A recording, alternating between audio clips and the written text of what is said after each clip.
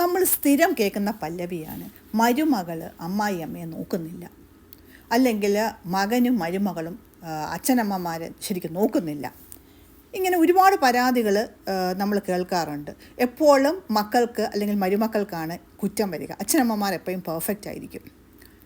നമ്മൾ ചിന്തിച്ചു കഴിഞ്ഞാൽ ഈ അച്ഛനമ്മമാരുടെ നല്ല കാലത്ത്, അതായത് മകൻ കല്യാണം കഴിച്ചുകൊണ്ട് വരുന്ന സമയത്ത് ഇവർക്കൊരു വിചാരമുണ്ട്, ഇവരെന്തോ ആണ് എന്നൊരു ഭാവമാണ് ഈ അച്ഛനമ്മമാർക്ക്. അപ്പം നമ്മളുടെ ആ പവർ കാണിക്കാൻ വേണ്ടിയിട്ട് വന്ന് കയറുന്ന പെൺകുട്ടിയുടെ മേൽ മേക്കിട്ട് കയറാൻ തുടങ്ങും. ഉടനെ ഇവിടുത്തെ രീതികൾ ഇങ്ങനെയാണ്, ഞങ്ങൾ ഇങ്ങനെയൊക്കെയാണ് ചെയ്യുന്നത്, അതുകൊണ്ട് ഇന്ന് മുതൽ ഇങ്ങനെ ആക്കിക്കോണം. ഇതെന്താ ഒരു മെഷീനോ മറ്റോ ആണോ ഈ പെൺകുട്ടി സ്വിച്ചിട്ട് മാറാനായിട്ട്? അല്ലല്ലോ.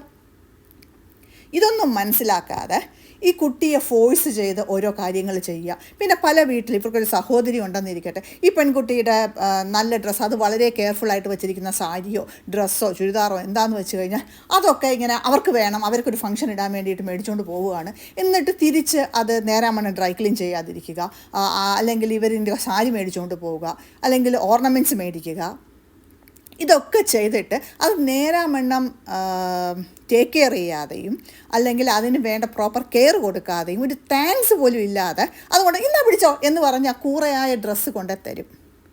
അത് പോരാത്തതിന് ഈ കുട്ടി ജോലി കഴിഞ്ഞ് ക്ഷീണിച്ച് വരുന്ന 6 മണിക്ക് വരുന്നവരെ 10-23 വയസ്സുള്ള അല്ലെങ്കിൽ 24 വയസ്സുള്ള ഒരു സഹോദരി ഒരു ചായ പോലും ആ വീട്ടിൽ ഇട്ടിട്ടില്ല. കാര്യം ഈ അലഞ്ഞു വരുന്ന മരുമകൾ വന്നിട്ട് വേണം ഫ്രിഡ്ജിൽ നിന്ന് പാലെടുത്ത് കാച്ചി ആ വീട്ടിലുള്ള ബാക്കി ആൾക്കാർക്ക് ചായ ഇടാൻ. കാര്യം ആ വീട്ടിൽ ആർക്കും ചായ ഉണ്ടാക്കാൻ പൊങ്ങത്തില്ല കൈ.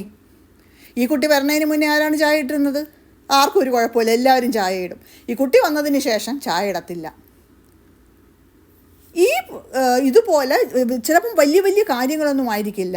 പിന്നെ അതല്ലാതെയും വലിയ ഹാർഷായിട്ട് ഹാൻഡിൽ ചെയ്യുന്ന ഒരുപാട് ആൾക്കാരുണ്ട്. ചെറുതും വലുതുമായ ഇൻകൺസിഡറേറ്റ് ബിഹേവിയേഴ്സ് ഒത്തിരി ക്യുമുലേറ്റഡ് ആകുമ്പം അത് ബോട്ടിൽഡ് അപ്പാവും. അവസാനം അത് ഒരു സഹികെട്ട് അവർ വേറെ താമസത്തിന് പോകും. അവരായി അവരെ പാടായി ജീവിക്കുകയാണ്. കാലങ്ങൾ മുന്നോട്ട് പോകും, ഇവർക്ക് പ്രായമാകും. അപ്പോൾ അവർ പ്രതീക്ഷിക്കുന്നത് ഈ വളരെ വെൽക്കമിങ് ആയിട്ട് ഈ മരുമകൾ ഇതൊക്കെ ചെയ്യണം എന്നാണ്. ഇവർക്ക് 5 മണിക്ക് ചായ ഉണ്ടാക്കാൻ വേണ്ടി മരുമകൾ ഓഫീസിൽ നിന്ന് നേരത്തെ വരണം എന്നൊക്കെ പറഞ്ഞ് നിഷ്കർഷിച്ചാൽ നടക്കത്തില്ല. മരുമകളുടെ സൗകര്യം അനുസരിച്ച് നിൽക്കണം, അത്രയൊക്കെ പ്രതീക്ഷിച്ചാൽ മതി.